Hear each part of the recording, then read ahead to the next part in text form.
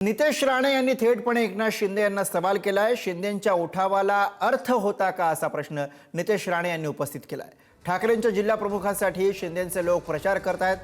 ठाकरेंच्या उमेदवाराचा प्रचार करावासा का वाटतो असा प्रश्न नितेश राणे यांनी एकनाथ शिंदे यांच्या शिवसेनेला केलाय।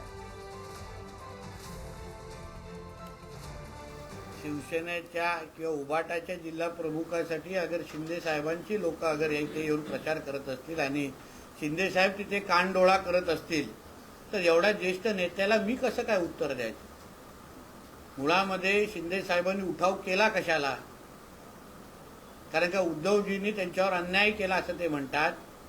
या सगळ्या आमच्या त्यांच्या शिवसेनेच्या कार्यकर्त्यांवर सहकार्यानं अन्याय केला म्हणून ते सांगतात आणि म्हणून त्यांनी उठाव केला।